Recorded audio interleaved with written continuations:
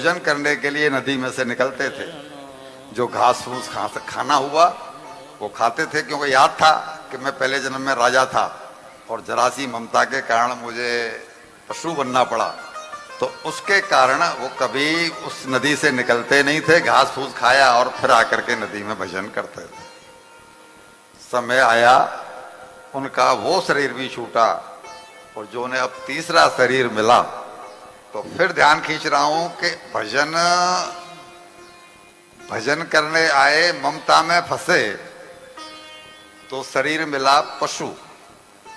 लेकिन पशु योनि में भी जब भजन किया पश्चाताप करते हुए, हम पश्चाताप नहीं कर रहे हैं, कितनी उम्र निकल गई कुछ किया नहीं, उन्होंने पश्चाताप किया कि मैंने ये सब गलती क्यों की। तो अगला जन्म मिला मनुष्य का, और वो भी ब्राह्मण परिवार। भजन का एक एक शब्द व्यर्थ नहीं जा सकता, नहीं जा सकता, नहीं जा सकता। और अब इस जन्म में भी जब ब्राह्मण परिवार में जन्म मिला, तो स्वाभाविकता पिताजी चाहेंगे कि ये कर्मकांडी ब्राह्मण बने, शास्त्रों को पढ़े, सारे ग्रंथों का अध्ययन करे। लेकिन इन्होंने उन्हें एक गायत्री मंत्र भी याद करके नहीं दिया। क्यों? कि फिर पिताजी कहेंगे अब ये याद कर, फिर कहेंगे ये याद कर, फिर कहेंगे ये याद। बोला संसारी लोग कहते हैं कि मूर्ख है ऐसा व्यक्ति जो कुछ जानता ही नहीं, तो वो कहते हैं कि मूर्ख बने रहने में भलाई, चतुराई तो अपना कल्याण कर लेने में है। चतुराई नोट कमा के बहुत ज्यादा इकट्ठा कर लेने में नहीं है, क्योंकि अपराध बनेंगे। ऐसा नहीं हो सकता कि कोई छोटा मोटा अपराध उसमें न बने। उन्होंने कहा कि मुझे नहीं चाहिए, और पिताजी थक गए तो फिर पढ़ाना लिखाना बंद कर दिया, और ये मस्त कहीं भी पड़ जाते थे। भाभीयों ने, ये 9 भाई थे, सबसे छोटे भाई ये थे, तो भाभी जो भी खाने को दे पीते थी वो खा पी लेते थे। लेकिन क्योंकि भगवत चिंतन में रहते थे, इसलिए न भूख का वो है, न मान अपमान का कोई ध्यान है। और धीरे धीरे इनकी स्थिति ये हो गई कि इनको लोगों ने जड़ भरत कहना शुरू कर दिया, नाम भरत रखा गया। और जड़ मीन्स मूर्ख, ये मूर्ख है। अब इन्होंने किसी की परवाह न करके उसी तरह का जीवन जिया। घर वालों ने खेत पे भेजा, वहां भी कोई काम नहीं किया। एक बार संजोग से एक डाकुओं के सरदार को नरबलि देनी थी।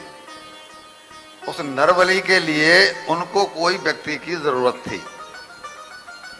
तो जब वो नरबलि के लिए मनुष्य को ढूंढ रहे थे, तो संजोग से उनको भरत जी ही मिल गए। जवान हट्टे कट्टा शरीर, ब्राह्मण परिवार में जन्म हुआ है, तेज है चेहरे पर। तो उस दृष्टि से उनको लगा कि ये व्यक्ति नरबलि के लिए ठीक है, और जबरदस्ती पकड़ लिया कि चलो हमारे साथ। बोला कहां? कि हम तुम्हें देवी को, भद्रकाली मां को तुम्हारी बलि चढ़ाएंगे। और कोई मनुष्य होता तो कितना हल्ला गुल्ला करता, कितना रोता पीटता।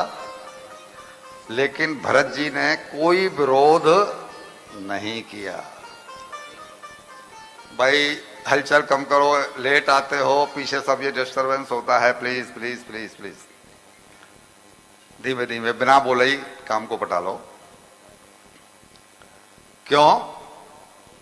जीवन मुक्त व्यक्ति की पहचान ही यह है। जिसके जीवन में दुख हो या जिसके जीवन में सुख का अनुभव हो, वो व्यक्ति जीवन मुक्त नहीं हुआ। जीवन मुक्त व्यक्ति वही कहलाता है जो अपने आप को सम अवस्था में रखता है, दुख में दुखी नहीं और सुख में सुखी नहीं वाला फॉर्मूला जिसके जीवन में होता है। तो इन्होंने भी कहा चलो जीवन मुक्ति अगर कोई व्यक्ति है तो नारद जी ने उसके लिए कहा है, उसका एक ही फॉर्मूला होगा, यद भावी तद भवत्येव, यद भाव्यम न तद भवेत, इति निश्चित बुद्धि नाम न चिंता बाधते क्वचित। जो यद्भावी मीन्स जो होने वाला है वो हो करके ही रहेगा। यद्भाव्यम न तद भवेत, जो नहीं होने वाला है वो कभी हो नहीं सकता। और जिसका चिंतन इस तरह का है उसी व्यक्ति को तो कहा जाता है जीवन मुक्त।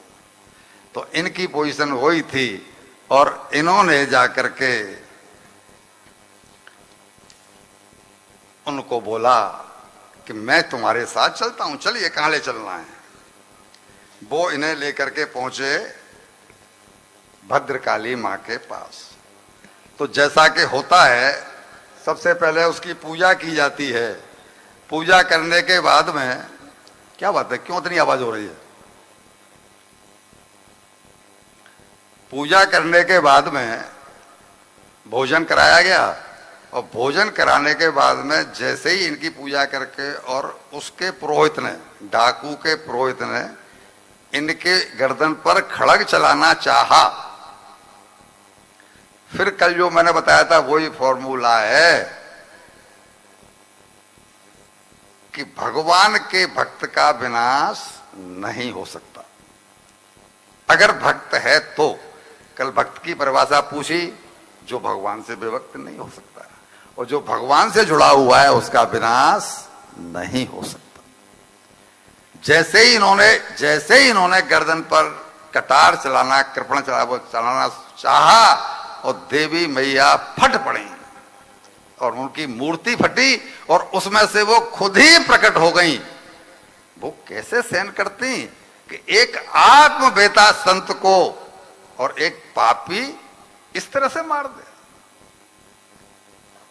उनको ये पसंद देता और उसी खड़क से उस पुरोहित के हाथ में से खड़क छीना और उसी खड़क से उन सबको अट्टहास करते हुए उन सबकी गर्दन काटी और उन गर्दनों को फुटबॉल बना करके अपने पैरों से ठोकर मार मार के उनको सबक सिखाया। आत्मवेत्ता व्यक्ति होगा, वेदांती अपने आप को कह लेना अलग बात है।